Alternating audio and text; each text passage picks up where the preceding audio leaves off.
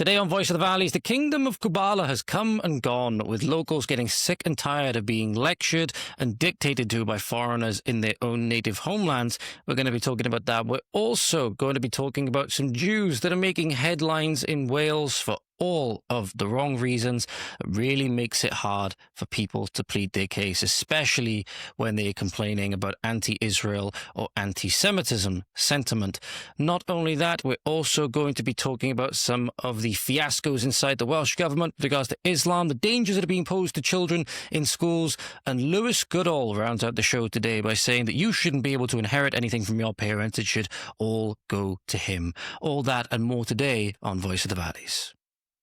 Why, hello there, ladies and gentlemen. Welcome back to Voice of the Valleys yet again with your host, friendly neighbourhood, far-right thug, always satirical, except when he isn't, Mr. George Cresswell. Hope we're all doing well. Hope we're all having a fantastic morning, afternoon, evening, night, where we are. My hair is doing my absolute head in at the moment.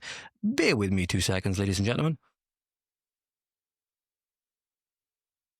There we go. It will not last long, but it's a little bit more comfortable and not getting on my nerves quite as much, even though, as I said, it will not last long. But thank you to everybody who's been over and checked out one of the clips that I posted recently. It's the clip talking about the fact that the situation at the Britannia Hotel was so much worse than what we were initially led to believe. That video now is by far, and I mean by far, my best performing video to date. So that is just the clip section of the video, which now, as it stands, allow me to pull it up for you a second, ladies and gentlemen. I won't be pulling it up on screen, but I'll just be having a look at where it is now. It's now sitting at about 3,500 views, by far my best video to date, the most comments, the most likes. It currently is something that's unheard of for me, has a 99.5% like rating with only a single dislike out of 196 reactions. So first off, thank you to everybody that has gone over, watched that, liked it, commented, shared it, anybody that's then gone on to subscribe. The graph of subscribers over the last day, fair to say, it was a very pleasant surprise when I woke up this morning, ladies and gentlemen. Thank you so much. I'm feeling very blessed and very grateful right now, as I really always am. And I please ask you, I've been struggling with some things at the moment, not just outside, but internally as well. So if anybody happens to be Christian, I ask that you just please pray for me. I've just been dealing with a couple of things, and had a couple of weak moments and things like that. So any prayers and stuff like that would be greatly appreciated. But thank you so much. Thank you so much to everybody that has supported this so far. Obviously, only a very small voice in a very unknown area that most people would not be able to point to on a map if they tried. Most people across the world wouldn't even be able to point to the country on a map if they tried, other than it being part of the UK, obviously, or being part of the British Isles as part of the landmass. But in the last day or so, the subscriber count has gone up by about 100 or so. When I went to bed last night, it was about 190. I think it was on, that might have been the day before, I'm not sure. It was around about 190 to 200, and I woke up this morning, it was in like the 220s, and the video was on like 18 or 1k views or something like that. And now, as it stands, we're at 287. So combined with Rumble as well, that takes us well up over 350, I believe. So thank you very much. And if you do happen to watch content on Rumble, you'll find all of the clips and everything, or at least most of them. I have to manage all the clips and uploading everything myself, so sometimes I do think things do get missed, sadly. But thank you so much to everybody that's supported, and go check me out on Rumble as well, which might be the thing that we have to do, as YouTube seems to get more and more censorious, as it tends to position itself to want to take over more of the traditional TV role. But anyway, getting straight into the content for today. But first off, PSA, because I wanted to bring this at the front of the episode this time. I talked about this before on one of the episodes. I cut it out in the end, though. Some people have been reaching out to me. I want to bring it to the start this time, so I think it's really important. One of these people, and I'm going to say where the person who reached out to me with this said that they're from, because it's very important that people know the area that I'm referring to here. Because this area that I'm about to mention, the person mentioned to me, one of the people I'm going to be talking about now, who shall remain anonymous, but have it on good authority that some bad things have been happening in Wales from these people's testimony. person reached out to me from Pontypridd, mentioned that there was a large influx of boat people that went into Pontypridd recently, to the extent they actually had a town hall about it recently, because it was abundantly clear that the things that we've seen going on in Luton, the things that we've seen going on in Rotherham, the things that we've seen going on all up and down the country, England in particular, things that are going on in the cities in Wales at the moment, that kids are getting snatched off street corners. Kids are getting snatched off street corners by these people. And obviously there's only bad motivations for people who are not of this place. There's only bad motivations for anybody who's not their kids' parents, really, or a member of that family that's looking out for them to do that, right? Nobody who's not in that kid's family. And even when people are doing it within the family, again, with how evil the world is at the moment, you have to be on your guard with regards to everything. But with this large influx of people, we're now seeing a dramatic uptick, as has happened time and time again, with kids being snatched and kids being put in danger, to, as I said, the extent that the community had a town hall about it. So if you live in this area, please be vigilant. Please hold your political leaders to account. Please bring this up. Please make your voices known. Please get together and peacefully protest. We've seen in Epping in particular that the only way things like this get done is by peaceful mass action, okay? Peaceful mass action. And the police will agitate you. Antifa and other far leftist groups that are sympathetic to these causes will agitate you. That's exactly what they're there to do. Please be vigilant. Please watch over your kids. Please be careful when they're walking home from school. If they walk to and from school, might be best maybe if you can organize it with your work so that you can walk with them, or that you can take them to school and pick them up. It is very, very scary. It is very, very scary what's been going on. And another person who reached out to me, I can't say where this person's from because I don't know, but they reached out to me because they wanted to, again, these are just concerned people that are bringing this to me because people don't realize the scale of the problem that's going on in this country. Because what's going on is akin to something that is creeping across the nation but cannot be seen. It's a bit like carbon monoxide, right? When carbon monoxide builds up in a room, you can't smell it, you can't taste it, but the next thing you know, you keel over and you die, right? So that's what's going on at the moment, because we've seen a dramatic shift, according to this person and their authority, in the last 20 years, right? In the last 20 years of foreigners who've come here claiming benefits versus native English people. So this person gave it to me in confidence, obviously, but gave me the go-ahead to bring this information forward to you, that in their 20 years of work, when they first started, they would maybe see 1 in 50 or so of foreigners, non-native people coming in and claiming benefits and stuff like that, right? Well, 20 years later, that is completely inverted. That is completely inverted to the point now where it may be 1 to 2 days before they even see a British person. And when they're dealing with 50 to 60 cases a day, that shows you how many cases of benefits that they are dealing with. And it's not just unique to them either. They tell me that it's not just unique to them, right? So this is very, very alarming. In 20 years, in one single generation, we've seen foreigners now coming in and are claiming benefits to the extent where you can now go and, for across 1 or 2 day period, not see a single British person coming in to claim benefits. That's the kind of stuff that we're dealing with. You don't see it very often because people are so busy nowadays. People are so busy with work. People are so busy usually with their head down on their phones, on video games, etc. All of these different things, we don't see it because not all of us are working within these sectors, right? We've got our own lives that we want to be getting on with. Our own lives, our own businesses we want to build, families we want to have, businesses to build, businesses we want to build so that we can provide for the families that we want to have, right? And maybe pass some things down, but obviously somebody's going to have their say on that in a moment at the end of the episode, ladies and gentlemen. But I wanted to make you aware of that, especially if you live in the Pontypridd area. Please keep your children safe, and really, if you live in any of these areas, because even I see it now in areas where I go to, more and more unfamiliar faces that are not of our people. More and more unfamiliar faces that are not of our people. And it's okay for you to notice this stuff, ladies and gentlemen. It's okay for you to notice this stuff and understand that this stuff should not be happening in the numbers that it is. And that immigration, sadly, is being used as a weapon by greedy political leaders that want to take your democratic votes from you. Okay, so we need to hold them to account.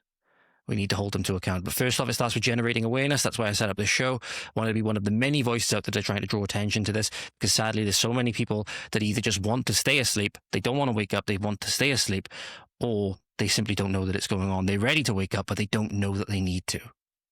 So please share this around. If you're seeing this, I would imagine it'll probably be coming out on the weekend. when I will be away. So after you see this, there probably won't be a show until midway through next week. So I'll probably be targeting for the next show. Let me see. It's the 21st today.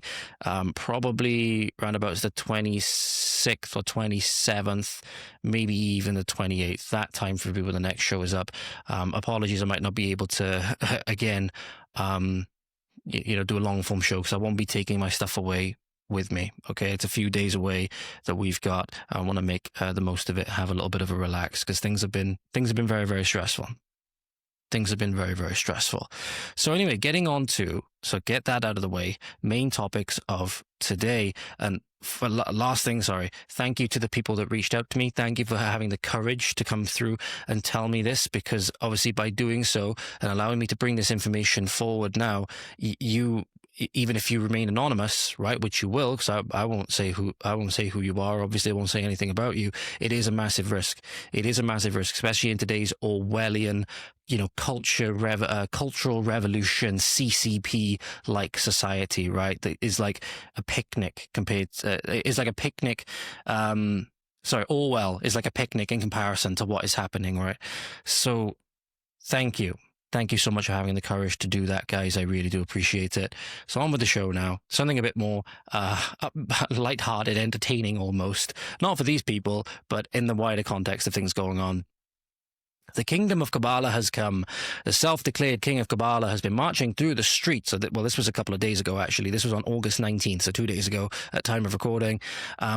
Marching through the streets of Scotland, telling people that they will bow down before the 12 tribes of Kubala, telling the Scottish people that they are not native to Britain. The Brits, they're not native to Britain. Of course not. It's the Kubalas that are native to Britain, right? Even though they say that their dubious claim, which even Grok will tell you is absolute bollocks, basically, goes back only 400 years. And obviously we know that there were native Scottish people here long before that. Long before that, right? But there's this giant African, I don't know if he is actually a giant, relatively big African man walking through the streets of Glasgow, shouting like an absolute nutcase, brandishing this big stick like a scepter, which he's banging on the fucking floor, right, as he's walking, telling them that they're not native, that they will bow before the 12 tribes of the Kubala. And, the Messiah has spoken is the caption of this video.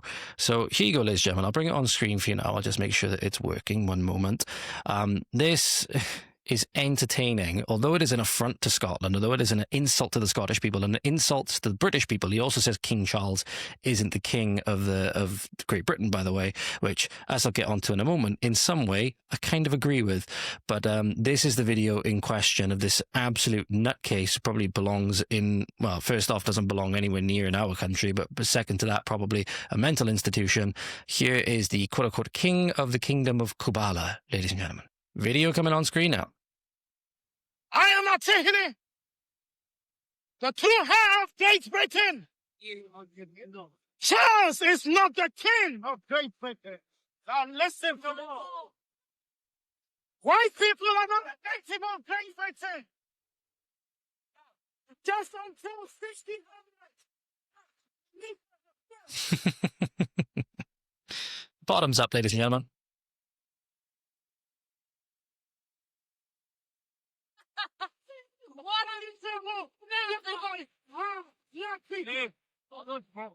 That'll do.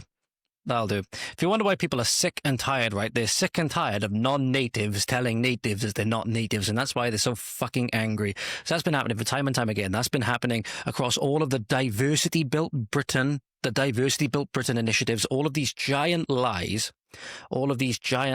And in fact, the clip that I posted up on X recently, but I also posted it on YouTube, highlights this perfectly.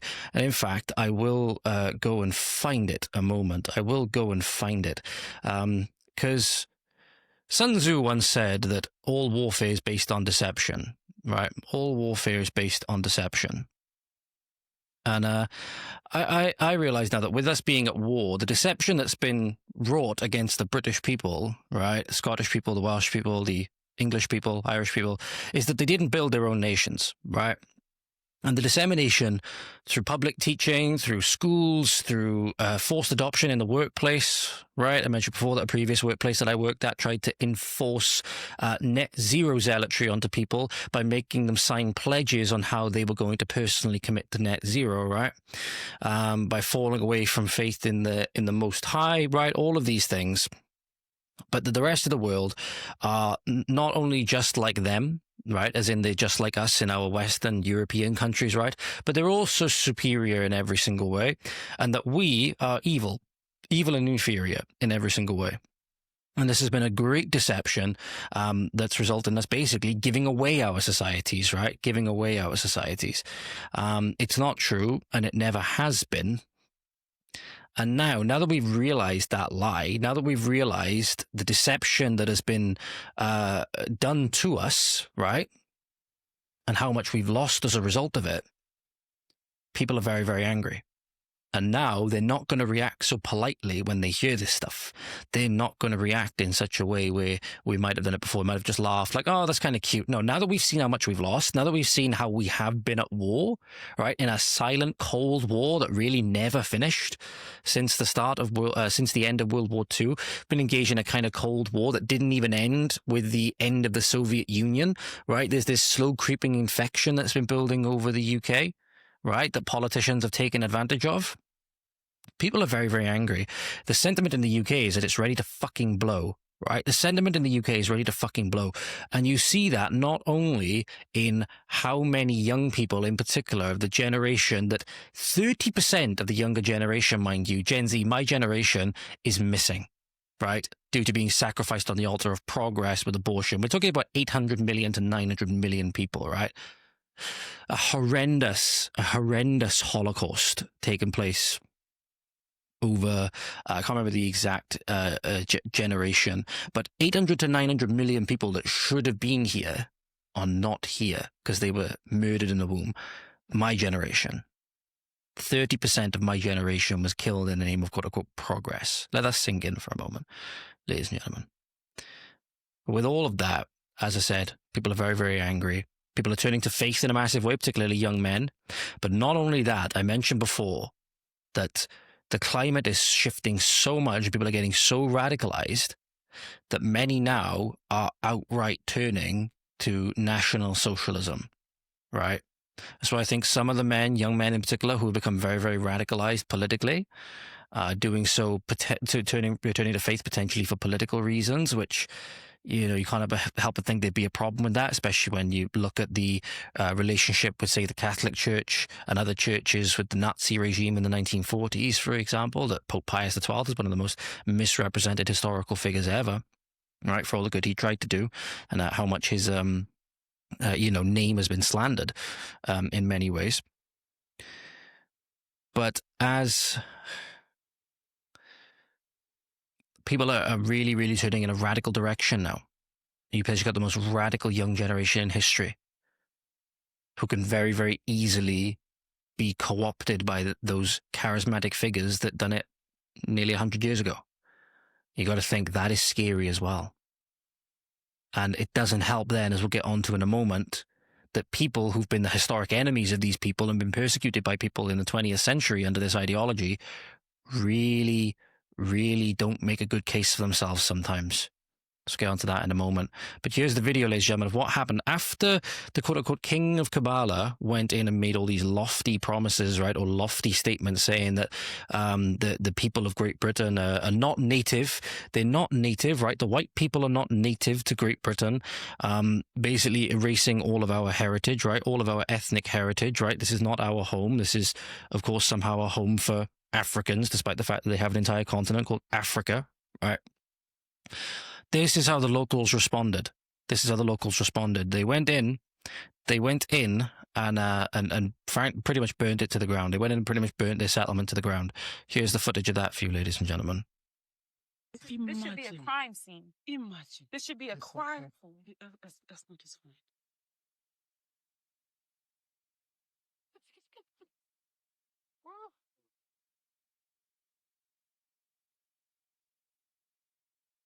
And your shoes. Your shoes survived. This means something. Oh, she survived making.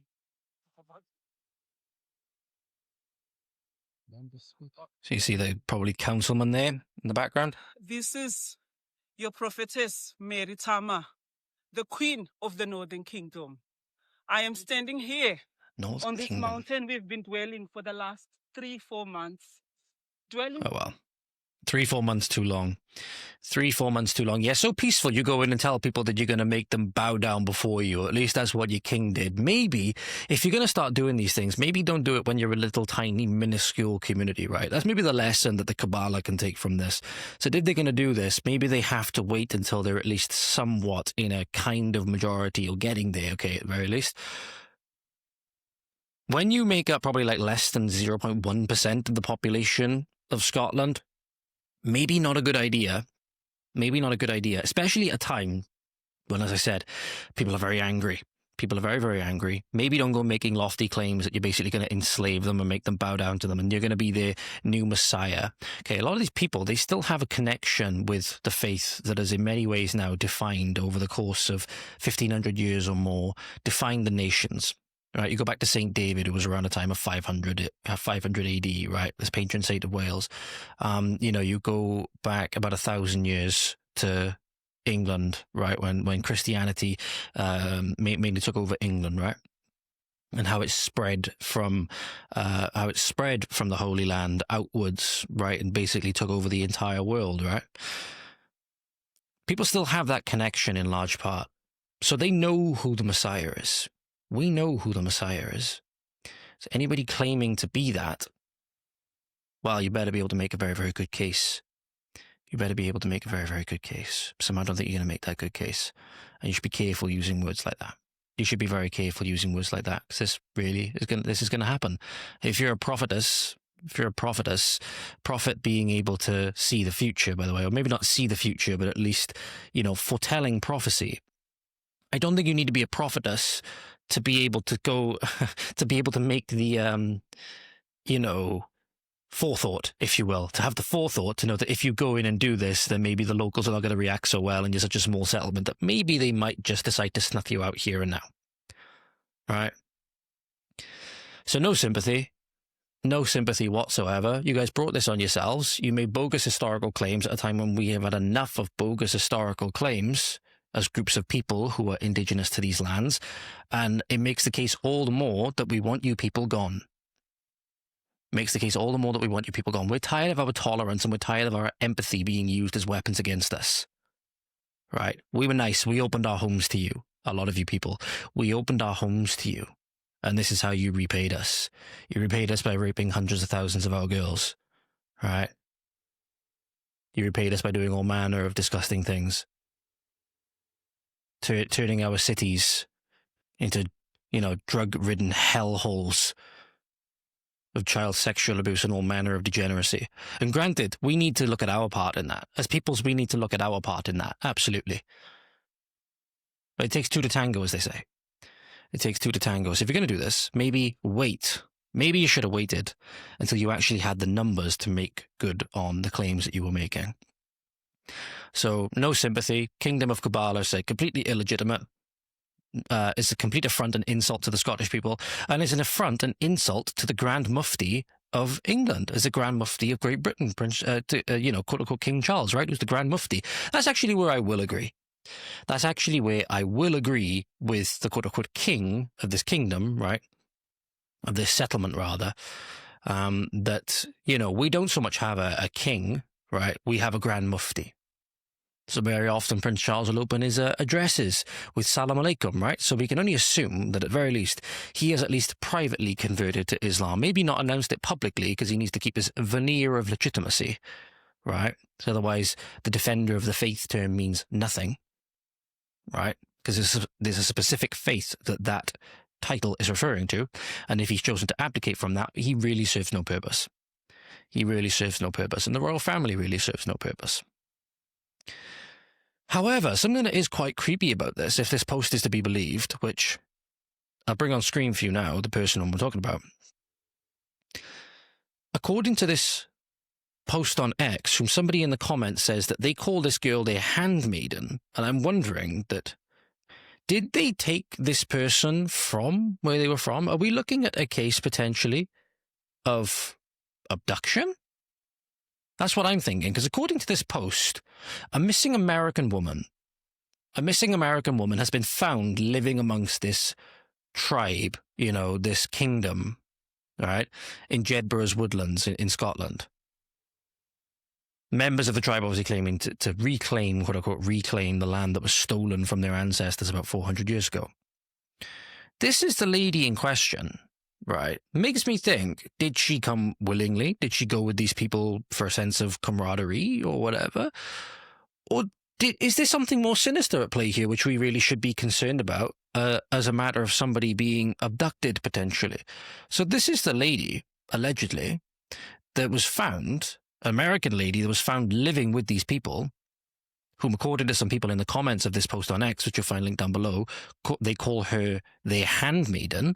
So it makes you think, what relationship is there with her to these people? What relationship is there with her to these people?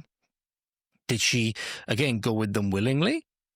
Or is there even something more sinister at play here, which makes the dismantling of this settlement, and hopefully if there is something sinister at play, for example, maybe this woman did get kidnapped and she's now got some weird case of Stockholm Syndrome or whatever, that maybe she can hopefully be returned to her family in the States. Hopefully. And we could actually do a good from this. Not only it's good that the quote-unquote kingdom, the settlement was removed, right, from polite Scottish society that was in the woodlands, right? Not to mention, however, the animals would be a lot safer. The animals would be a lot safer, obviously. But hopefully, maybe if this person was in fact stolen away from her relatives or from her home or whatever, or that she can be reunited with them and hopefully go on to live a much better life with better decisions, hopefully. Now that quote-unquote kingdom is out of the way, and we can hopefully just look at it as a relatively humorous part of everything that's going on in the UK right now, which everything is so difficult to keep up with. Everything is so difficult to keep up with. It's ridiculous, right? But people whom I try to always speak good of, or at least don't necessarily have anything bad to say about in the ways that many other people do, right? Going down into the realms of conspiracy and in many ways outright, Nazi talking points, right? We're talking about Jews now, okay? Quite begrudgingly. Because there's no really good way to say this, or for lack of a better term, kosher way to say this. Jews have been making it very hard in this clip to be sympathetic towards them. And they've played right into the hands, right? I'm trying to find another post at the moment. Here we go. So, it's a group of Jews that were in northern Wales, in Llandudno, Great Orme, right, in Llandudno, on top of a mountain, popular tourist hotspot. And I'm going to show you if I can, if somebody's put this photo in the comments, which I don't believe that they have done. Oh, here we go. I know where the photo is. Never mind, ladies and gentlemen. I know where the photo is. This is a snapshot of where these people were. It's a popular tourist hotspot in northern Wales because, as you'll see, on the mountain itself, the top of a mountain, which is about 700 feet, right? 700 feet above sea level, there is free stone, right? There's free stone monuments there. And one of them, which you see on the ground here on the left, is of a cross, a Christian cross, that's not made out of like one long continuous bit of stone, ladies and gentlemen. That is a series that some people painstakingly made 50 years ago. 50 years this has stood on top of this monument, which overlooks a lovely Welsh valley, as you can see. That has stood for 50, quote-unquote, stood for 50 years, right? And what happened was, these are all stones that are layered up next to each other to make this pattern, and you can make all these patterns here, right? And we have no problem with tourists going up to see it and, to take photos and all manner of things, right? What we do have a problem with, or what we should have a problem with, is foreigners taking those rocks, disrespecting the monument that is there, disrespecting the people of the land that they are in and their culture and their faith, and rearranging those rocks into their own ethno-religious symbols. which is exactly what happened with this group of 6 whom were apparently Orthodox Jews, judging by reports that they were wearing Orthodox Jewish items that were visible, such as kippahs or yarmulkes it might have been. So allegedly, this is a group of Orthodox Jews. Some of them were wearing traditional were wearing traditional kippah head caps. They were removing stones from a long-standing Christian symbol that has been there for 50 years, mind you. That's double my age, that's double my lifespan that's been there. Painstakingly made by the previous generations of good, hard-working Welsh men and women. And they thought it was on them and in their purview to take the stones and rearrange them into the Star of David. So here is that video coming for you now, ladies and gentlemen. This is from the Daily Mail. It's also from Catholic Arena on X. Here's that video of these disrespectful, disgusting foreigners taking our beloved Christian symbol in Wales. I know I speak as somebody who doesn't live in this area, but I speak as a Welshman, right? As taking a beloved cultural symbol from this land that the natives have built and rearranging it for their own ethno-religious reasons.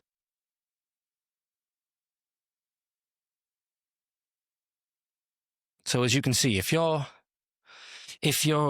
listening but not watching the video, there's a group of 6. They're literally kicking the stones out of the way with their feet. They've already dismantled about a quarter of the cross in this instance. And here we are. You can see them taking the stones over to another area of the field. And there they are. They were arranging the Star of David, which you can see. It's incomplete at the time this video was taken. But there they are, rearranging the stones into the Star of David. So this is fucking disgusting. There's no way to really say anything else about it.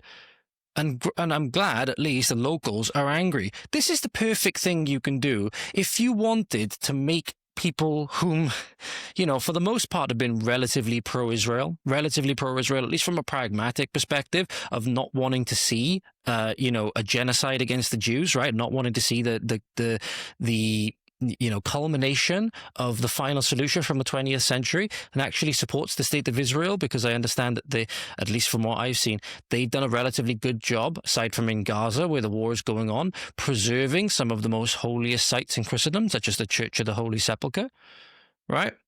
So you have somebody here that is pragmatically and relatively pro-Israel, even though I don't necessarily know enough about people who say that the Israeli government is evil and stuff like that. I will say that, there's a lot of things which I don't like necessarily that the Israeli government have done. And I understand that, especially in Britain, we have a checkered history, a very, very checkered history. When we had the mandate over what was called Palestine at the time, it's called British Mandate Palestine, right? I understand the Jewish claim to ancestral homeland, right? I understand that. If you wanted to do something that is going to rile up a lot of people against you and against your cause, right? If you wanted to do something that played right into the hands of people that will take this for political reasons, right? Many people who are outright national socialists that I see on X talking about this, for example, that want to take this and run with it for political reasons. If you wanted to do something that plays right into the hands of those people, right, and generate a lot of support for those people, you couldn't think of a much better thing to do than fucking this, right? Well done. Well done. Not only are we furious as a people, are we furious as Christians for the outright disrespect of Christ, right? Disrespect of a Christian symbol. Not only are we disrespected by you people in particular, right? Because you came into our home and thought that you could start fucking rearranging our furniture and rearranging our ornaments and, taking them, breaking our ornaments, mind you, and building them into your own things. You think that that's in any way okay? First off, get the fuck out of our fucking country. Right, there should be some kind of penalty for this, right? In my opinion, desecration and destruction of a public monument that stood for 50 years, stood for 5 decades. So there should be some kind of charges that could be brought against these people. I don't care if they're Jews or not. There should be some kind of fucking charges that are brought against these people. There should be some people that the charges that the community could bring, because this is truly, truly disgusting. To the extent, and I would be the same mind if this was Sikhs, I'd be the same if it was Hindus, I'd be the same if it was atheists, I'd be the same if it was Muslims, right? So it doesn't matter. Even, where is it? In this article, which you can find in the Daily Mail, for example, You know, you can imagine the sentiment that would be called anti-Semitic. It would be called all kinds of things, right? It'd be called all kinds of things if we were to rearrange a stone. If these were already arranged into the Star of David, a Jewish symbol, and we were to rearrange them into a cross, you can imagine the outrage. But even one local, whom I believe, if I'm not mistaken, is actually a Muslim, that spoke to the Daily Mail from North Wales Live, another local man saying that I am a white British Muslim who lives happily in Llandudno and a large part of my life in Gwynedd, said that this is not only disrespectful, but that cross has been there a long time. It's become a part of the landscape. So you have even people whom, again, in many ways, right, particularly with the extremist groups in the Middle East and the disagreements of theology are in some ways hostile to Christians as well, saying that they're appalled with this. This is truly, truly something which, if you wanted, again, people whom, for the most part, a lot of people whom I speak to, you know, people I've spoken to for the podcast, people whom I speak to in general, are relatively pro-Israel. If you wanted to do something which seemingly is so small, but is going to rile up sentiment towards Jews in a massive way because of how disrespectful it is, you can't think of many things better than this, right? There is potentially one thing, however, that I can think of, and that is Rabbi Shmuley Botiach, or whatever you say his name, who I've been keeping up with Michael Knowles' series on Daily Wire at the moment. I know they got called a Jewish, you know, Zionist company or whatever. But the series I'm enjoying at the moment is his series on Pope Pius XII, right? The quote unquote Hitler's Pope, he's known as, right? Hitler's Pope, whom was the personal enemy of Hitler, according to Hitler's own records, right? And done many, many things to try and help Jews avoid the Holocaust, even if, you know, there's limited things that he could do. And maybe you could argue that, you know, again, I don't want to talk, you know, negatively about somebody not only who's here, but who was a, you know, spiritual father of the church in one of the most pressing times in history, possibly the greatest atrocity in history, and the worst time you could have possibly been the head of the church, the pressure that was on that man's shoulders. I would dare to say that I would not have been able to do a better job in that scenario. And with hindsight being 2020, it's very easy to say that what we should have done or what he should have done, right? It's very easy for us to say that from the comfort of our living rooms or from the comfort of our microphones and, you know, houses in the 21st century, right? Very, very easy. But Rabbi Shmuley, who seems to just be a degenerate, of all things. He runs he runs a sex toy business with his daughter or something in Israel, and really does a lot of rabbis a really bad name with you know, being called a rabbi.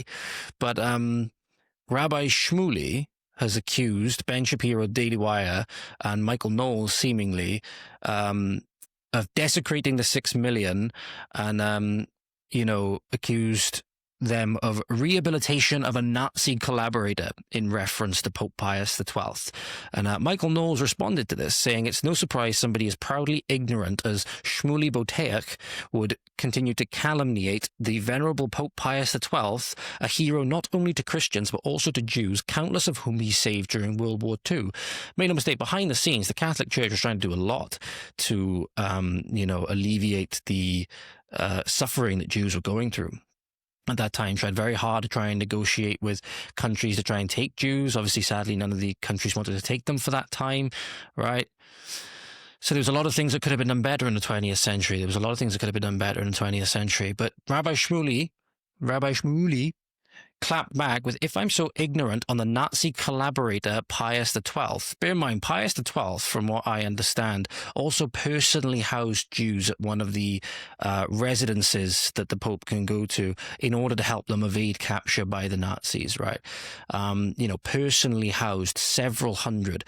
And you had Catholic Catholic bishops, Catholic priests like Maximilian Kolbe, who were trying to do great humanitarian work to help Jews, right? They tried to issue false baptismal certificates to help Jews get out because they wanted to, not make it so they wanted to explain their position, which they said that Jews were only a religion, not a race of people, so that they could get false baptismal certificates, so that they could then hopefully be exfiltrated, and they could then, by lack of for lack of a better term, be, not Jews in the faith sense, right? They could try and pass themselves as Christians so that they wouldn't be targeted for these reasons, right?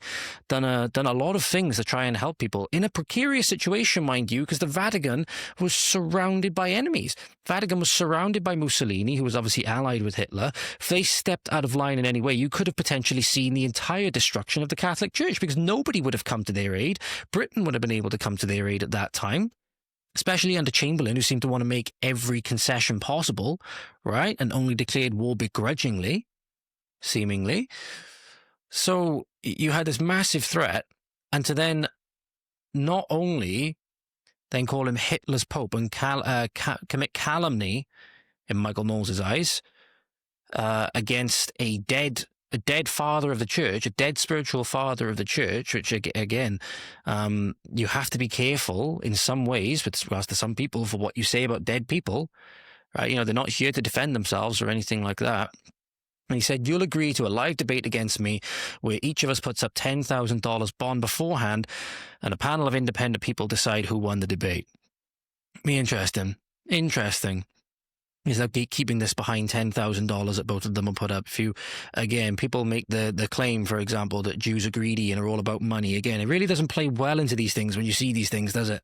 And not only do they insult spiritual fathers of the church, and then we are told that, Christians and Jews are supposed to be united, right? It plays right into the hands of people that try to use scripture then against the Jews by saying that Jews killed Jesus and stuff like that, which at the time you could actually make the case that the physical body of Christ indeed was killed by the Romans, but at the behest of the Jewish people. You could make that case, right, if you really wanted to. And many people have tried to twist scripture for that reason, despite the fact that we should take it in the wider sense of what at least I understand Christ was meaning, that it wasn't just the Jews that killed him, it was all of us that killed him. It was all of us that killed him. It was humanity. It was this, it was all of us. That's why we all need to be forgiven. That's what his sacrifice was for all of us to be forgiven. Right? So it takes on a whole new meaning when you look at it like that.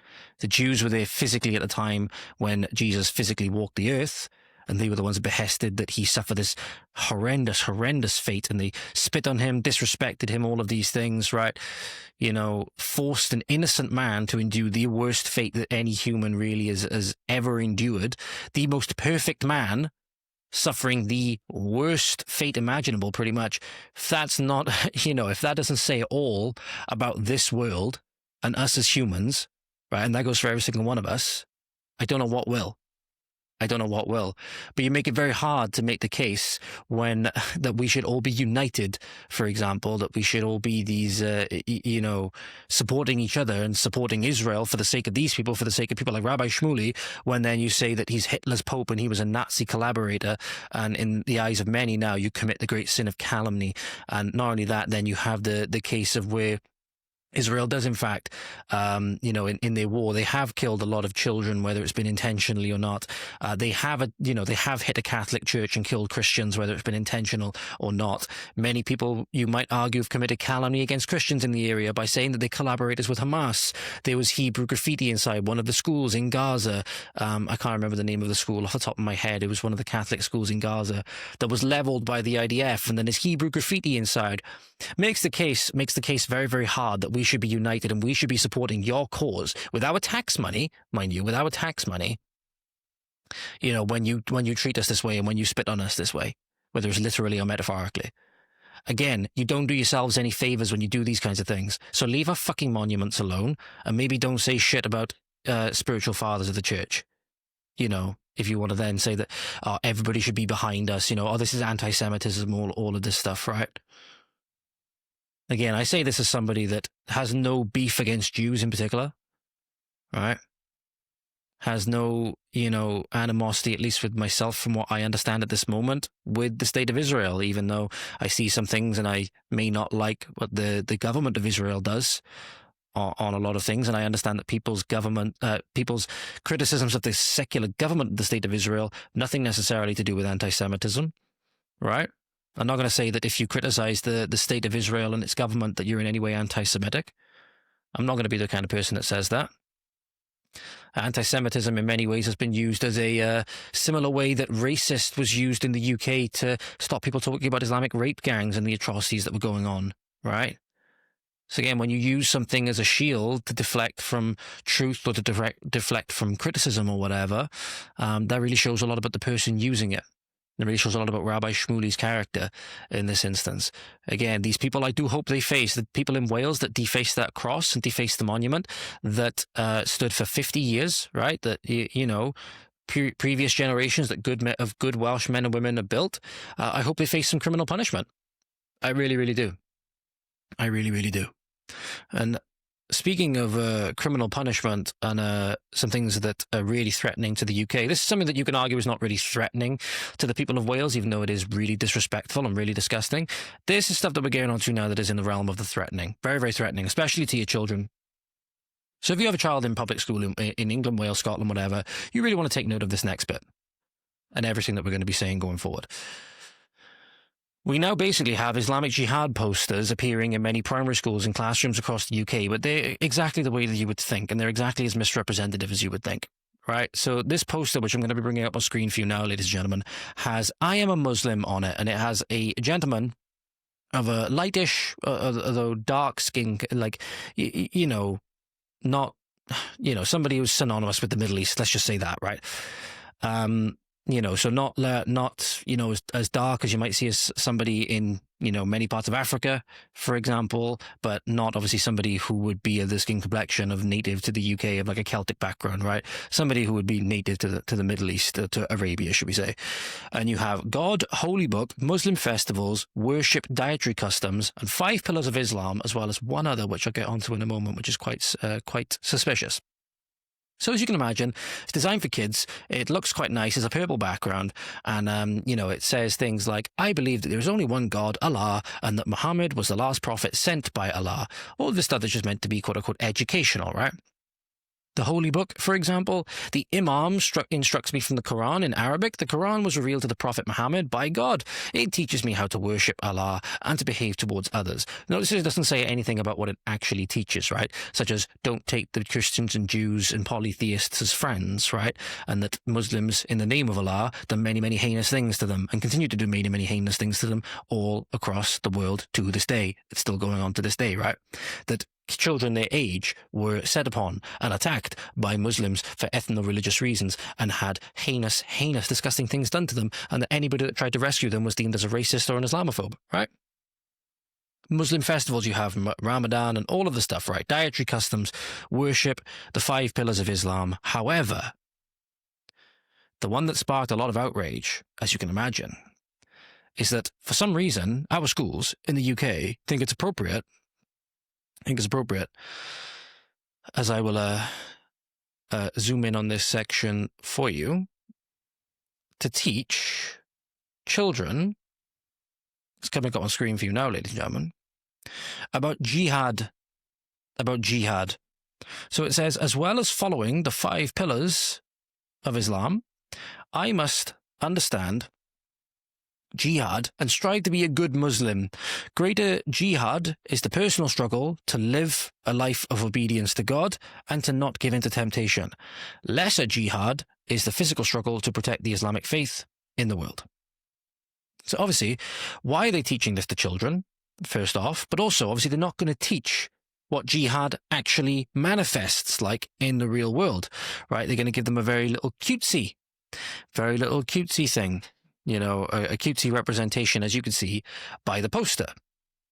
So you got to take into account, ladies and gentlemen, when you have a foreign Muslim as in control, rather, of much of the education within the UK, in control of it, you understand how these things end up getting disseminated then through the public school system, right? So the UK educator and chief executive of Star Academies, Hamid Patel, right? So as I said, Hamid Patel is a prominent UK educator and chief executive of was it Star Academies? Let me just read this. Yep, Star Academies, whose leadership has elevated schools like to Tawhidul Islam Girls High School. All right. When you have a very prominent figure in education in England or in Britain that looks like this, it's very easy to see how these things get through when they wouldn't have been taught before, when they would have had no place in our system of education before, because we did not let go of what the true principles of our education was, right? And the true faith, right?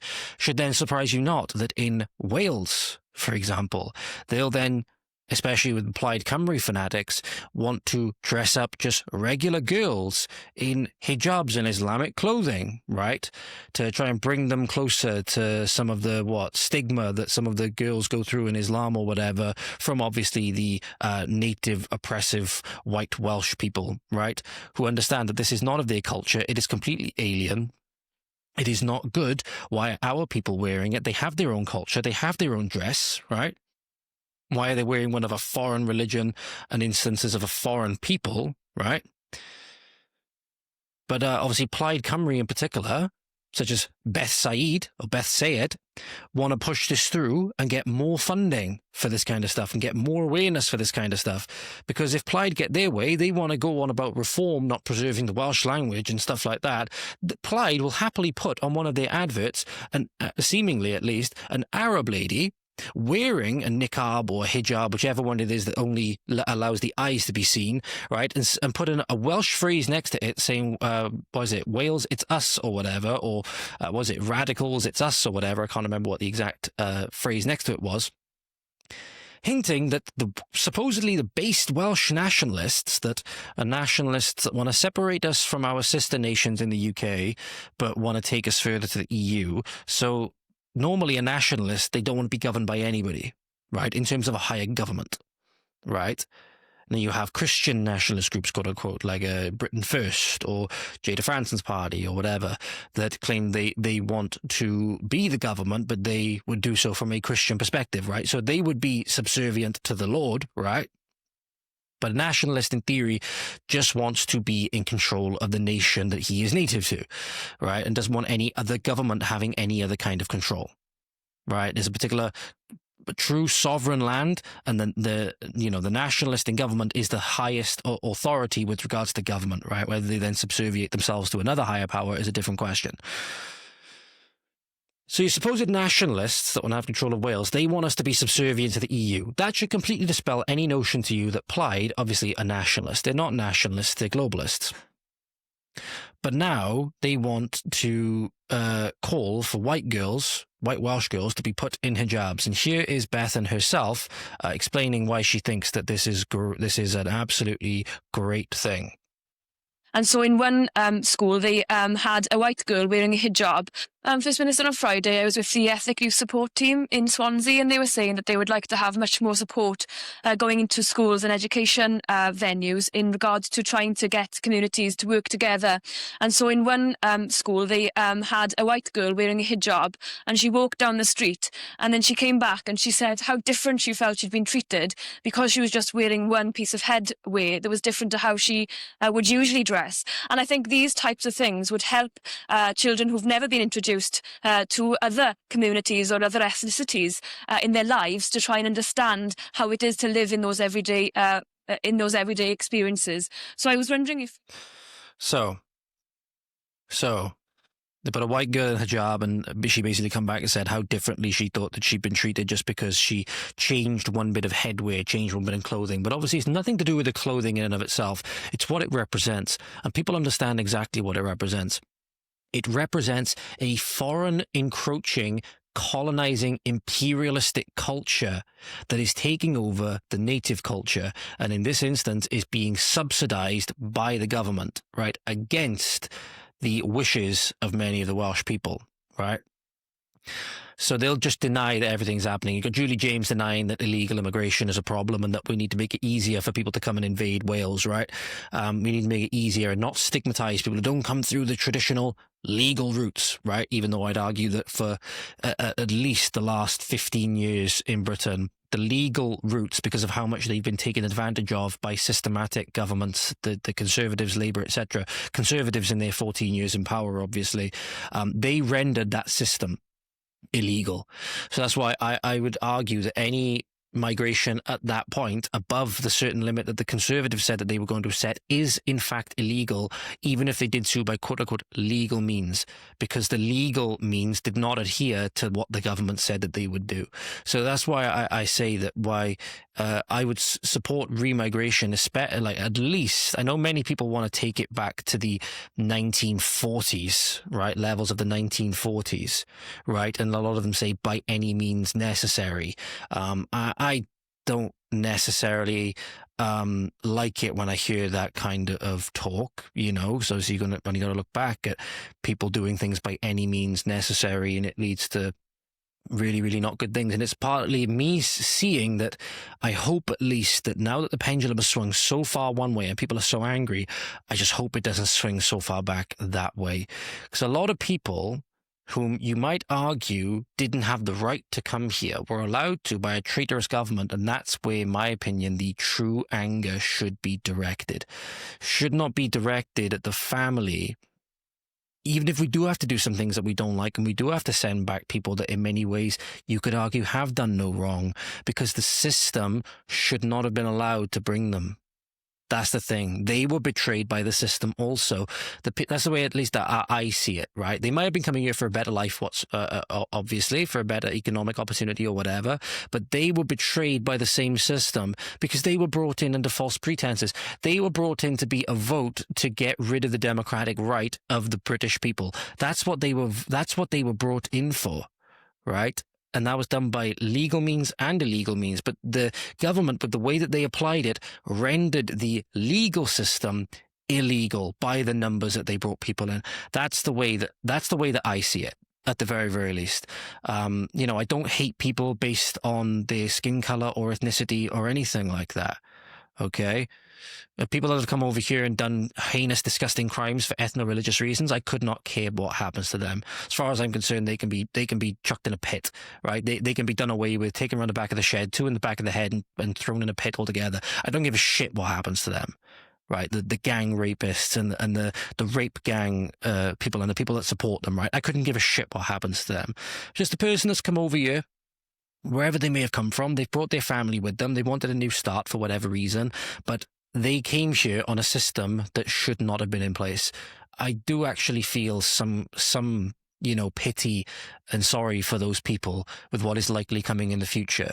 And I hope at the very, you know, the very least, a lot of people, they're so angry, they want to do some, at least from what I can see, quite evil things if they were to get onto the levels of power. A lot of these people, they want the same totalitarian system that we have now. They just want it for their own ends, right? And that's what I really don't like personally. A lot of them say they're not for free speech, they're not for free, you know, and the minute, say, for example, a Christian, based on their, you know, moral obligations, it says that, no, this is wrong, they're going to turn on their, you know, in theory, they're going to turn on their own countrymen if they say, well, no, this is wrong, right? If those things do happen, right? So they might claim to be for their people. This is the thing. A lot of these people, they might claim to be for their people. But if, say, you're a Christian and you say that, no, this is going too far, this is wrong, whatever, they might throw you in with all the rest of them, similar to how they did in the 20th century. A lot of these people coming up now, as I said, are true National Socialists if what they say is to be believed. And I don't think that that's necessarily much, if any, better than what we got now. But the immigration and the remigration thing does need to be addressed. Absolutely.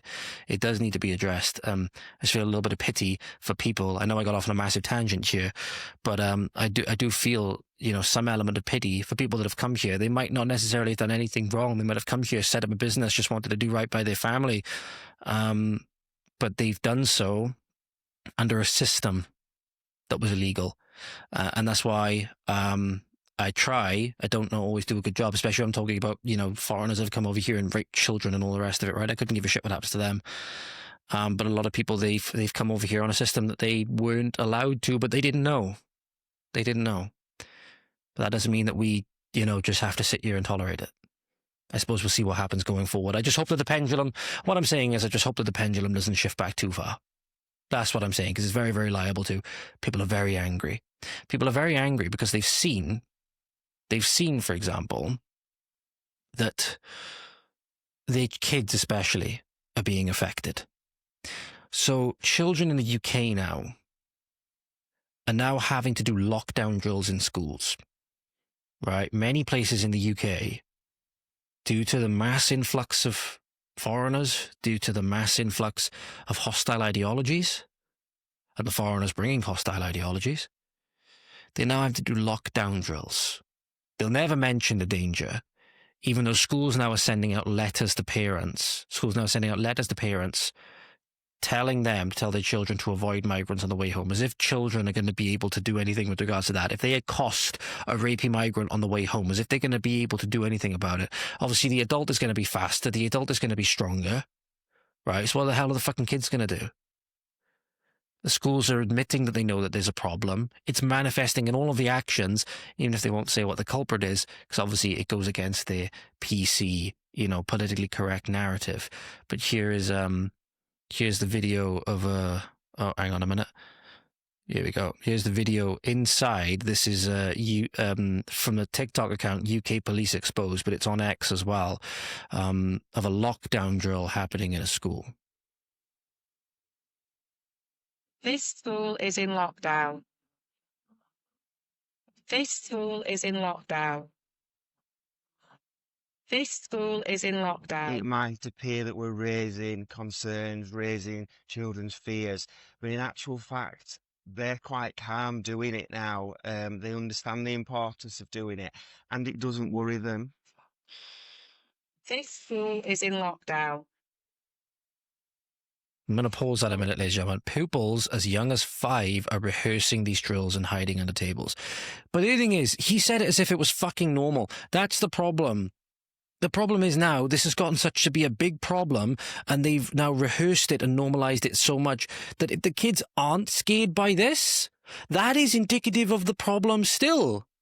Because the problem hasn't gone away. You've just desensitized them to it. But the fact of the matter is, why do we have to have lockdown drills in schools? Because we've imported a bunch of people that are outright hostile to us. They see them as over us morally, right? They see themselves as superior to us morally, and also on reasons of ethnicity, right? But yet the government is like, let's bring in more of them. Let's bring in more and more and more of them, and let's give them every single thing possible, give them every single concession possible, screw over the fucking taxpayer and the native person, pardon me, screw over the native person and the taxpayer at every single turn by wasting their money.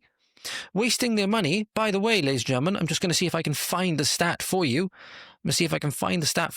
Not only the prices of British shops rising at 4 times the rate of France and twice as fast as in Italy and Germany, but the total cost, if I can find it a bit quick, the total cost of housing asylum seekers for, let me see if I can find it. The total costs of housing asylum seekers, here it is, for 2024 to 2025 was 4.76 billion, according to GB Politics. According to GB Politics page on X, you have 4.76 billion pounds spent just on asylum housing, so the hotels and stuff. You can't help people for being angry, especially then when this is directly causing their children to be put in danger. And even worse then is that seemingly, especially with regards to the term being used, right, and the ideas it's meant to represent, being now tried to be normalized with regards to children, which parents are rightfully angry about. You have people within the classrooms, people within the schools, funnily enough, not of our people, trying to defend it, trying to defend everything that's going on. Now, a lot of these people might condemn the attacks and stuff like that. We've seen a lot of them outright don't. A lot of them celebrate it. I'm not saying that this gentleman does in particular. I'm not saying that. But we've seen no end of people. I covered posts before. A post, I believe it was, of either a crash or some kind of... it might have been a car got set on fire in a crash and somebody lost their life, but I can't remember exactly what happened. But a native person either got hurt or died, and there was a bunch of foreigners laugh reacting the news article in which a person died. Right? There's a bunch of fucking foreigners. So forgive us for being a bit fucking sick and tired of these people, right? But, have jihad, as I said, in British classrooms, schools having to do lockdown drills as young as 5 years old, mind you. And you have the teachers defending all of these ideas being brought into the classroom, such as this clip from GB News recently. My view, while I would like to reword the last sentence of that section, I don't have any fundamental problems with it. This is not a theology paper. This is written for children. The important thing it explains is, first of all, the meaning of the word jihad, which is struggle. The greater jihad is the internal religious struggle. The lesser jihad, which has always happened throughout history, is if Muslims are being attacked to defend themselves. It's no different from the Christian just war theory. There are all kinds of Muslim rules about jihad has to be declared by the authorities. And right now, there is no authority in the world which is legally empowered to declare jihad. But the idea that we make jihad into some kind... I want to ask something with regards to that. What authority was there then to authorize the rape of Britain? What authority was there to authorize the rape jihad? Or was that people just acting in ways that Muslims don't act, right? No, they want to normalize this for kids. And people that want to do this, I have no sympathy for. I have no want in my country. They should be gone. And this entire ideology should be removed.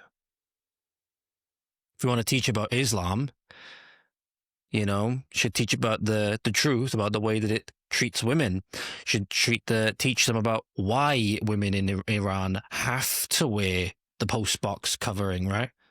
You should teach them why now that even the IRGC has gone further because apparently women only need one eye to see. Not only do they have to cover them head to toe in either all black or whatever other colors whatever other color the abaya and niqab and hijab, whatever it is, comes in. All right, they got to cover themselves head to toe, and if they show a bit of ankle, they'll get fucking beaten, right? But now they need to wear eye patches under that because they only need one eye to fucking see. Why don't we talk about the human rights abuses that have been done in the name of Islam? Why don't we talk about all of these things? But no, they never bring these things forward. Why don't we talk about what spawned the Crusades? What spawned the call for the Crusades? How many lands that Muslims had taken over that were once Christian, and the atrocities that were taking place in those lands that spawned the call for the Crusades? Why don't we talk about that? Why don't we educate kids with regards to that? Get angry, man. So these people are in positions of educating your kids. This guy in particular, I don't think he's in the school system itself. He is the chairman. His name is Mohammed Amin. He's the former chairman of the Conservative Muslim Forum. I would not, spare any tears if this man was deported. I'll just say that. And this entire ideology simply needs to be removed. It's very hostile to us. It's hostile to him. For all the people that say that, Christians are hostile to women, it's funny enough how you don't see any of these people clamoring to live in a Muslim country like Iran, or a lot of the, queers for Palestine and lefties for Palestine folks wanting to go and live in Gaza. You don't see that very often, do you? You don't see that because they know what would happen. But of course, Muslim sees nothing wrong with it. It's for us to see the problem with it. These foreigners are not going to see the problems with it because they like this stuff coming in. They like reaping the rewards of our weak government and our soft touch as a people. They like it. So let's not do that, please. Let's maybe do something different. Let's maybe stop being a soft touch. Let's maybe put our foot down a little bit in our own home. which is why this was refreshing to see recently. And no surprise that ITV Politics and Politics UK seemed to trying to be, run a sob story for this person. And if you do feel sorry for him, it's kind of hard to. Guy says that he's not here to harm anybody. He's here to look for safety. Not too sure about that. Maybe because he's come from Somalia, and Somalia is an absolute, double-digit IQ shithole. So, maybe he is. But he has no business being here. This is Kadar Mohammed from Somalia saying, please don't move us. If you want to move us, everyone else will want to do the same to us. That's kind of the point. This is the thing why you can't like the mainstream media. They're running cover. And trying to run a sob story for these people. And, it's not on us to open our doors to everybody in the world just to allow them to come in and make our countries more often than not similar to the places they came from. So that's usually what happens. With all the money we give in foreign aid and whatever else, with how charitable we are, you don't see Somalia looking any different. However, you see our country looking a lot more like fucking Somalia. So something needs to be done. But this was the sob story piece that was ran recently. The lead of which comes from Kadar Mohammed here. How was it being in the hotel when you saw the violence outside, the protesting? Scary. Like that's the only word to describe it. Scary. Nowadays it's a bit calm, but in the beginning it was so violent. A lot of guys took some beating. In the beginning, it's scary. No, it's just it's an emotional thing now rather than a physical thing. It's just painful, emotionally painful now. Have you got a message to the residents of Epping and the local area? Yeah. I would say, please give us a second chance. Please treat us the same way you treated us before the incident, because we are the same people. Before the incident, you didn't view us as criminals or anything. You were okay with us before the incident took place. We are the same people. One person doesn't change us. What one person does not, represent us or what we are. The incident he's referring to, by the way, ladies and gentlemen, and a lot of people in the comments have been accommodating, as you can imagine. Rupert Lowe commenting, I don't care, he should be deported. Others commented saying that the way they were treated, quote unquote, before the incident was unjust. These men, as in, that's what he was saying. The men broke into our country. They shouldn't be rewarded with free hotel fees. Absolutely. Hard to disagree. Oh, pardon me. Another person saying should have stayed in France. And this is the thing. People that came here, is a quote-unquote asylum seeker that came here through multiple safe countries. They have many opportunities to stay in those safe countries. Right? They had opportunity to stay in France. They had opportunity to stay in whatever other safe country they came through. They come to Britain because they have benefits here. And I believe the incident he's referring to is where one of these asylum seekers, rather predictably, attacked a child. And not to mention, ladies and gentlemen, the Bell Hotel, there's been other footage coming out on X, which you can go and find as well, by the way. In fact, I'll see if I can find one of the footage now that really makes it hard for you to feel sorry for these people.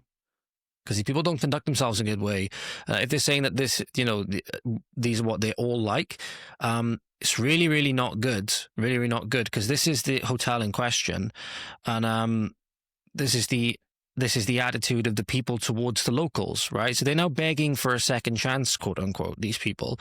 They're begging for a second chance. But here's a person who's been leading the protest in Epping, a man by the name of Cal, right? I think it's Callum. Oh, I've forgotten his surname. I'm sorry, Callum. I've forgotten your surname. This is the attitude the migrants at the Bell Hotel have shown to locals. They swore exposed to themselves and spat at residents. You want me to believe they're terrified they can get out of my town. And you can't blame the locals for being you can't blame the locals for being angry with regards to this, especially when a child got attacked. I believe it was a 14-year-old that got attacked. Here's the video that Cal posted along with that post. Been to sexually assault some women. What? Scum. Scum. Oh, and I'm gone. You're a piece of shit, mate.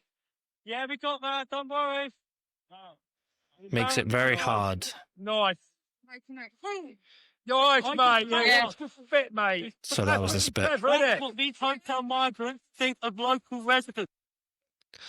Makes it very hard to feel sorry for them. So for those of you who are listening to the audio, not watching the video, you have a gentleman of foreign descent dropping down and showing his arse to the protesters, right? Seeming to do some kind of weird teabag or action like he's defecating, basically, telling the locals exactly what he thinks of them. I believe as he walks into the hotel, then he flips off the local people, then making all kinds of hand gestures at them, and I believe then it's the same guy comes back out of the door and makes a very loud audible spit at the locals. So this is the kind of people that we have in these hotels. For all of the pieces that the ITV guys will try and make you feel sorry for them, this is the kind of reality of the people that we are dealing with. And obviously they've chosen the one here with the best puppy dog eyes, with the best sympathetic look, very, quite articulate. Right, quite articulate. I would imagine for a Somali society, he has quite a high IQ, so it's probably somewhere in the high 70s. And this is the kind of thing. That's why you can't hate the media enough. You can't hate the media enough. They never wanted to know when it was young British girls being raped en masse by foreigners. They never wanted to know about all of the child rape and all of the government stuff where the government were covering up for them, where the police were in on it. They never wanted to know about any of this. The minute locals get angry, they try to run all these pity pieces and stuff like that. But here's some alarming stats for you, ladies and gentlemen. Pardon me. Here's some alarming stats for you. Top 20 most asylum claims by nationality, age and sex from the quarter 1 to quarter 2 of 2025. So that would presumably be from the end of quarter 1. So that would be from the end of March, beginning of April, up until where we are now. It'd be from April, May, up to the end of June, probably. And I'll bring these on screen for you now. These are correct statistics according to stats for Righties page on X, but it's from the Home Office themselves. According to this is correct as of 21st of August 2025. I'm going to bring them up on screen, ladies and gentlemen. I want you to tell me what you notice. What do you notice about these quote-unquote asylum claims? Let's read some of them off. Let me just bring it to this screen. Here we go. Let's read some of them off. So you have Eritrea, 2025, quarter 2, right? The most claims, 1,415, right? Location of claim in country. Sex, male, age 18 to 29. Next one down, Pakistan, 1,187 claims, male, 18 to 29. Pakistan again in Q1. 18 to 29, male, over 1,116. 932 from Afghanistan, 18 to 29 males, as in 18 to 29 years. They're all young, prime, military-age males. It's exactly what we've been saying this entire time. It's exactly what we've been saying. Everybody's saying that these are not women and children. These aren't genuine refugees. This is a foreign enforcement arm that the government have brought here. Are completely right. They're completely right. And now we have the stats from the Home Office to corroborate that. The oldest people coming across here in the oldest people coming across on quote-unquote asylum claims don't even breach 50 years old.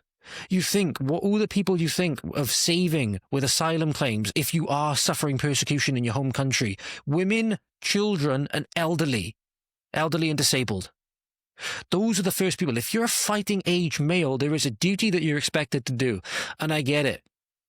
feminism has made it so there's a double standard with regards to duty, right? Especially in our countries, our relatively luxury countries, right? Where we can afford to have this kind of experiment. And now we're suffering the consequences of it massively, right? That there's a duty for one person and there's not a duty for another based on sex, because apparently one is oppressive and one isn't, right? So duty in feminism's eyes has been removed for women because men and women are completely equal according to feminism, basically, and therefore they have to be in conflict with each other. But not only that, the duty has been removed from women. And so, men in many instances are feeling very, very dejected, downtrodden in their society because they're basically being told no matter what they do, they're an evil oppressor, right? In society, and especially schooling. I was watching a really funny episode of the Simpsons of all things recently. Chalmers lost his job because of something that went wrong with a little field trip that he led with some of the boys in the school, right? Superintendent Chalmers. And he made the comment, and I couldn't help but say that fucking hell, he's spoken, truth there. So he said that the schools are set up for girls and that boys are completely disadvantaged because they've been completely feminized. They're not set up for boys. Boys can't be expected to sit down for the most part and, pay attention for 6 hours a day because that's not in their biology for the most part. They get agitated. They have a lot of testosterone, especially. The school system has been designed for females because it's been designed from this fucking feminist standpoint. Because usually when you have homeschooling, when you have a patriarchal society where man is the head of the family, right? The father is the head of the family. You had a good family structure, especially when kids are homeschooled, right? The needs of the children are much better met because they're met by the people that know them the best. They're met by the parents, right? That's why nothing will ever beat homeschooling, provided the parents are obviously good, morally upright and virtuous, right? But it's been completely feminized. But again, I've kind of forgot how I got onto that tangent. But this is the thing now. If you're a military-age male, you have a duty wherever you are to stay and fight. You have a duty wherever you are to do that. If they're leaving their women and children behind, it tells you they're not fleeing genuine persecution, but rather they're coming here for some other reason, usually going to war on a conquest, right? Or to set up a conquest, to set up a base so that they can bring their family later. Or they're not very good character because they're in a war zone, they're supposedly being persecuted and they leave their women and children behind. That's not a very good morally upright person, and we don't want them anyway. So either way, you cannot make the case that we should house these people, we should take these people. Okay? No matter how sullen-looking and puppy dog-eyed that they are. Especially when we have so many of our own to deal with. This video doesn't bring you to tears, right? This is gonna, I don't know what really will, because this is one of our own. This is the thing, we have so many of our own rotting on the streets at the moment. I hate it. I hate it so much. And I was so happy to see some people in the comments of this post saying that we can house this guy. Tell us his details. Try and help him get in touch. We'll house this guy. You really saw the humanity. You really saw the humanity come through in the British people with this post. So here's a gentleman, one of our own, who's homeless, right? He's completely hit rock bottom, and the government refuses to help. According to the government, this man is an evil, white, privileged male oppressor. Let that sink in when you think of how evil our government has become, because they refuse to help this man who's hit rock bottom. He has absolutely hit rock bottom. And luckily, that again shows you the power of community, shows you the power of people working together. It was lucky that people in the comments reaching out, I hope, at least as far as I know, people were reaching out to house this guy. I'm hoping that in fact that did happen. Yeah, that's a staph infection. That you need to get on doxycycline or Staph infection can be very easily fatal. By the way, pause that a minute. Staph infection. Take it from a guy that's had a few. That can be fucking fatal, by the way. That can be fatal very, very quickly. The government's refusing to do anything. No surprise it's at fucking rock bottom. That stuff sucks. My Brazilian jiu-jitsu training, I've had a fair few staph infections. And I've known people that have nearly died because of staph infections. Boils my fucking blood. Like that. You need to go to A&E about that, because that'll eat through your leg and your leg will be gone. You know what I'm saying? Obviously, I can't tell you like what, I can't begin to understand what you've been through, you know, but you can't. I don't know. You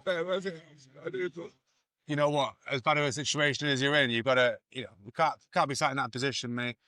Like even just to beg on a normal way, or whatever. But don't be. That'll do. Look at the.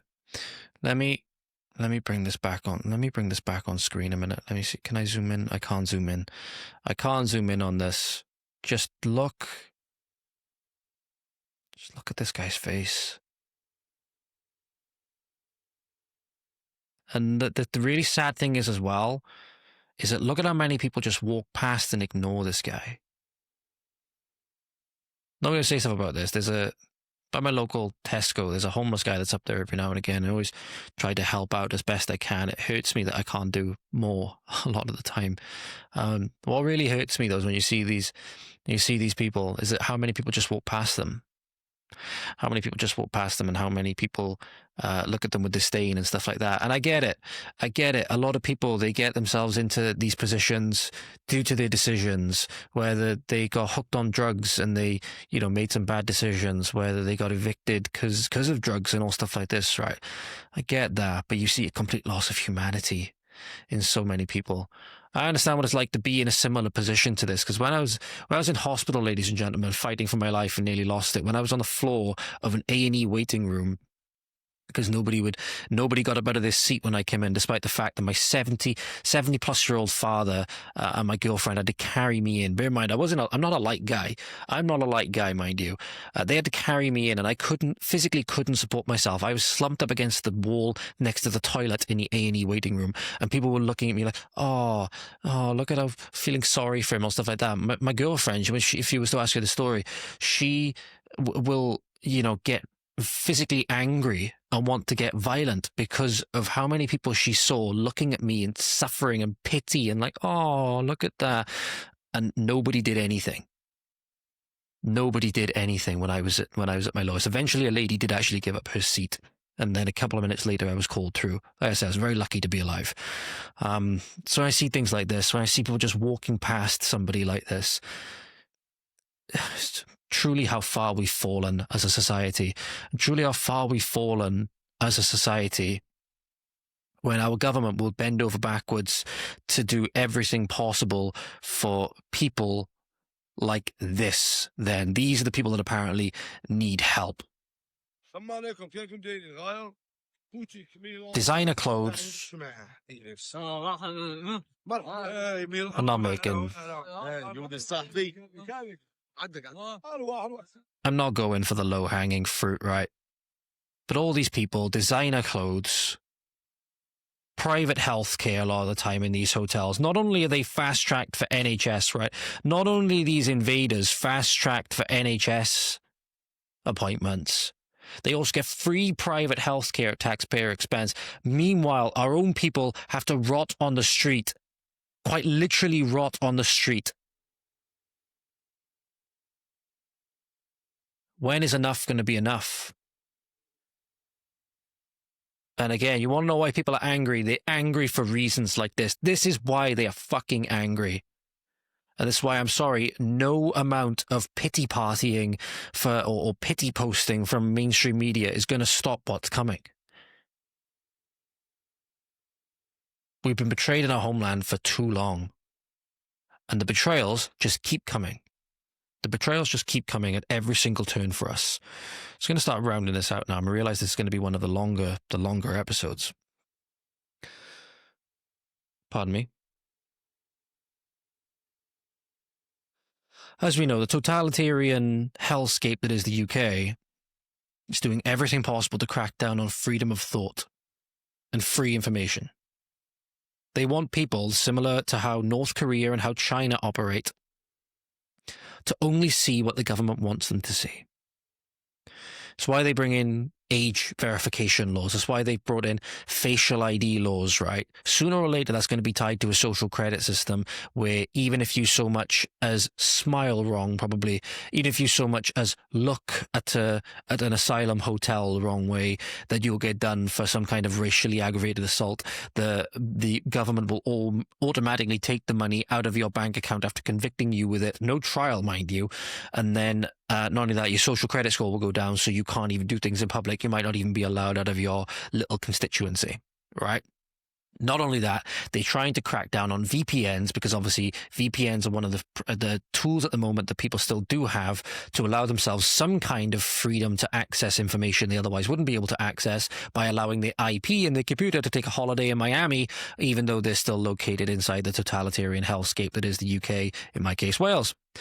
So we have here Children's Commissioner of England, Rachel de Souza. This is never about protecting children, mind you, because in Miami and in other areas, for example, of the US, where they talk about pornography and protecting children from pornography, they already have photo ID verification laws for pornography without needing to do all of the other totalitarian things that we see being brought in underneath this bill, whereby they're going to start censoring footage of asylum hotels. They're going to start censoring all other kinds of information. They're going to start censoring the protests that is being scheduled for September, right? The big rally that's going on in September in London. So they're going to do it for control of information reasons. It's nothing to do with children. It's nothing to do with children, because if anything, you need this information to keep your children safe. You need this information to keep your children safe. Here is Rachel de Souza saying that she says VPNs are loopholes that need to be closed through mandatory age verification. Of course we need age verification on VPNs. It's absolutely a loophole that needs closing, and that's one of my major recommendations. Of course we... So, one of my major recommendations, age verification on VPNs, because obviously how are they going to be able to charge you with trying to get around? How are they going to be able to charge you with espionage if they don't actually know who they are that's using the VPNs, and if it's all anonymous, right? So how are they going to charge you with espionage, right? How are they going to bring you in for undue questioning, right? How are they going to bring you in for interrogation, right? How are they going to make you disappear, right? How are they going to unperson you, right? But obviously it is a loophole. It is a loophole around government tyranny, and that's why they want to close it. That's why they want to get rid of them, because they want full control of information. It's nothing to do with protecting children, because if they wanted to protect children, they wouldn't have allowed any of the things that they've allowed over the last multiple generations, right? And they would actually be cracking down on criminals, not cracking down on adults using VPNs, which, you know, if somebody's using a VPN, they need to at least be somewhat tech savvy, right? And understand what's going on. It's probably not going to be a child. It's probably not going to be a child. Someone that wants to take care of their data that little bit more. But what is it actually going to be a cover for? So Rachel de Souza, her name is de Souza, I'd rather it be deport, right? Rachel deport, as in deport Rachel. Here's Jordan B. Peterson to outline exactly what they are aiming to do. And this is all very managed. Clywed Piven to bring in digital ID and social credit systems, something like China, just going to make Orwell look like a picnic, mind you. So here it is, because if you are even so much as seen by a traffic camera jaywalking in China, the digital ID system will automatically convict you of jaywalking. No trial, mind you, no jury, no trial, no pleas, no nothing, right? No solicitors, no, innocent until proven guilty. So obviously you're on camera, right? Take money out of your bank account and reduce your social credit score, where you won't be able to use public facilities. Bear in mind, in China, you need to undergo facial recognition, right, to get a ration of toilet paper to use public toilets. And if it falls below a certain level, you can't do certain things, such as you can't leave your 15-minute city. Maybe you won't even be able to leave your house. Maybe they'll just be able to put you on house arrest until they unperson you. The only thing is, it would be so complete that there would be no getting rid of it. There would be no getting rid of it. And we are that close. We are that close. Here's Jordan B. Peterson to explain. If you have digitally verified ID, then you run into the problems of digitally verified ID, and they're running down that road in China now. So in China, for example, God, this is going to happen here, I think, too. Although maybe people will fight it. If a if a traffic camera catches you jaywalking in China, okay, so the digital ID system has you. It has your blood now. It has your genetic code. It has your photograph. It can identify how you walk. So even if you can't see a face, you can be picked up by gait. It will convict you of jaywalking and take money out of your bank account with no intermediating judiciary at all, and show a picture of you to the people in the neighborhood so they know that you have jaywalked, and reduce your social credit score. And if your social credit score falls below a certain level, then you can't buy drinks from a vending machine. You can't play video games. You can't go on a train. You can't get out of your 15-minute city. All that's already in place in China. Do you think that would be helpful or unhelpful? It would be. I think it would bring in, and has already in China, I think it'll bring in a totalitarian tyranny so 100% complete that it would make George Orwell's 1984 look like a picnic. So there you go. There you go. I couldn't have explained it better myself. See, one about Jordan B. Peterson, he's great when he explains this stuff. And not to mention, it's something so complete there, because it completes the social ostracization, because then people are not going to want to associate with you. When they see your picture that you've done something wrong, you've been, say, been blacklisted in some way, you'll then be guilty by association. You'll lose points on your social credit score as well. Sooner or later, not only that, not only you won't be able to get out of your social 15-minute city, you might just all of a sudden be at the flick of a switch become homeless. You might all of a sudden just at the flick of a switch become homeless. So here's an example, ladies and gentlemen, of in China, people who've just become homeless, and this can happen at the flick of a fucking switch. Pardon me. Because they got blacklisted. These people got blacklisted, at least according to this post on X. And it shows time and time again, they got blacklisted at the flick of a government switch. And remember, the people in control of these institutions, you're probably not the ones that want to be in control of these institutions. You know, it's like the people that want to crack down on speech. It's probably not the people you want to be having crack down on speech, right? I spoke about that in my conversation with Tim Davis a little while ago. This is what we're lining ourselves up for. To the extent where you will literally own nothing. The government will own everything, and you will be happy because you will have no choice to be happy. Just like you will have no choice to be happy when Lewis Goodall says that he should be able to access all of your inheritance, and you should not be able to inherit anything from your parents because they got ahead in life by whatever measure.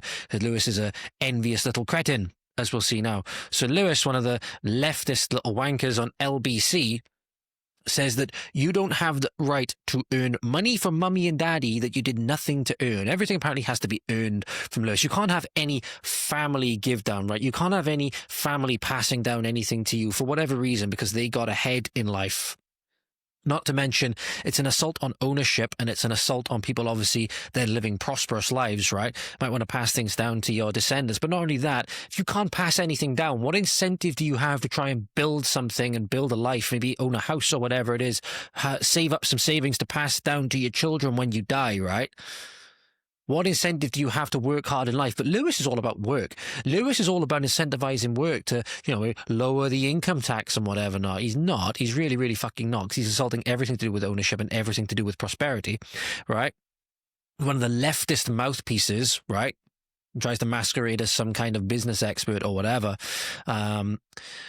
So here's Lewis, to tell you that it should be 100% inheritance tax, right? 100% inheritance tax. One of the most egregious statements I've ever seen.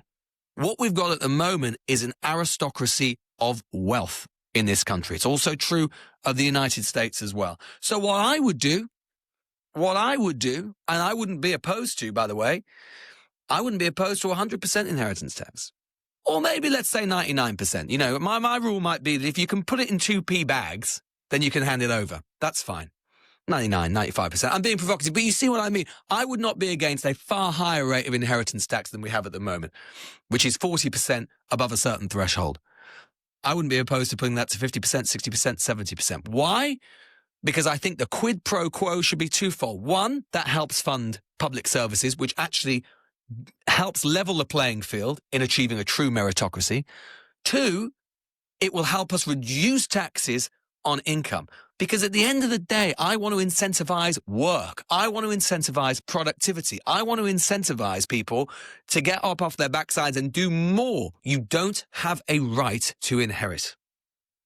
You should have a right to work while you're alive and keep more of your own money. That to me is more important, way more important than your right to just inherit some money from mummy and daddy that you did nothing to earn. Lewis, let me explain it to you briefly. What a person, mother or father, whoever it is, decides to leave to their children in their fucking will is none of your fucking business. And anybody else's family, it's none of mine either. It's none of anybody's but them. I'm sorry, people do get ahead disproportionately in life. That's a fact of life. Life is not fucking fair. We live in a world rather, where the worst fate in history, or one of the worst fates in history, one of the worst punishments in history, came upon the greatest and most perfect man that ever lived. Right? Nothing about this life is fair. Nothing about this life is fair. And Lewis just wants more money to give to the state because they fund initiatives that he supports. He supports everything that's going on with the state at the moment, and he just wants more control. He just wants more control. Maybe not him personally. He wants the state to have more control because he sees what's happening as a good thing. He sees what's happening as a good thing. Make no mistake, he's a mouthpiece for the enemy. He is a mouthpiece for the enemy, right? Because again, what parents choose to leave their children, their lineage, right, their heritage, I suppose not their heritage, their lineage rather, is none of your business, is none of mine, and is none of the state's business. What my parents would choose to leave to me is none of your business, Lewis. I come from one of the poorest areas in Wales. If you look at the socioeconomic numbers and stuff like that, the most poverty, one of the most low prosperity areas, should we say, especially since this was a mining town. So mining town, mind you, as soon as that went, the community's dead. The community's dead, and it's been dying ever since. Back when it was a relatively prosperous mining town, you had families, you had good structure. Things weren't perfect. It never has been. But it was a hell of a lot better than what it is now, where you have one butcher's, one bakery, one veg, and the rest of it is vapes and foreign barbers and foreign takeaways. Right? But no, Lewis wants more money for the state to fund things that he agrees with, and he wants to steal more of your money to do it. Make no mistake, I would imagine that if his mother or father, if his parents were to leave him a lot of money in a big estate, should we say, all of a sudden then his tune would change. When he was to be given a bill for 100% on his inheritance, maybe then the things would change.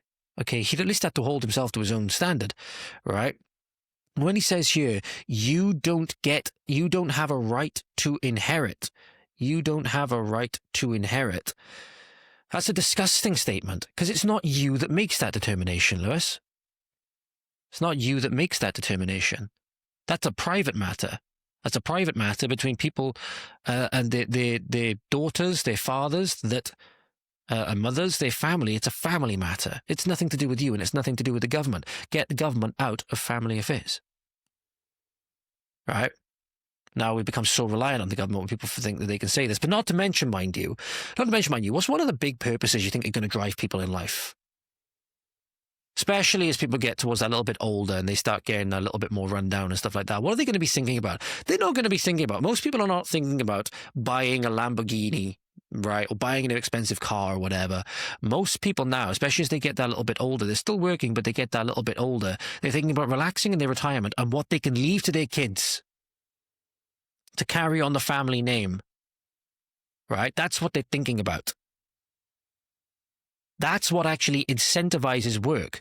It's the pursuit of family and the pursuit of happiness that incentivizes work. So everything you're saying, Lewis, where you're removing the purpose for them to do anything at all, because they know as soon as they cast off this mortal coil, everything that's in that will is not going to matter if it was to be under your worldview, because it's all just going to go back to the fucking government. What reason do they have to do it? What reason do they have to do the work? They can't make it meaningful in their eyes because they can't pass it down to the people that mean the most to them. But frankly, it's just insulting and disgusting for you to be the kind of person, like an organized crime family, like an organized criminal, like a mafioso, thinks as soon as a relative dies, as soon as somebody's father dies, you come around and say, where's my fucking cut? That's what you're doing, in effect. You try to, make yourself seem sophisticated, right? And obviously you're speaking as one of the primitive working class, right?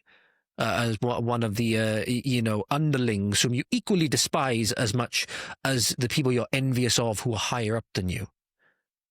Claim we live in a wealth of aristocracy? A wealth of aristocracy? When is more tax, more government, more public sector? We have more bloated public sector than ever before, and things are pretty much worse than they ever have been. Right? What makes you think that more public sector, more government, doing so via grave robbing is going to make it any better? It's a certain commandment, ladies and gentlemen, that forbids this sort of thing. Thou shalt not steal. Maybe we should think about that a little bit more. And that'll do it for today. Thank you very much for watching, listening. Ladies and gentlemen, thank you very much for supporting the show. Thank you for subscribing. Thank you for following me on Rumble. Thank you for following me on YouTube, especially.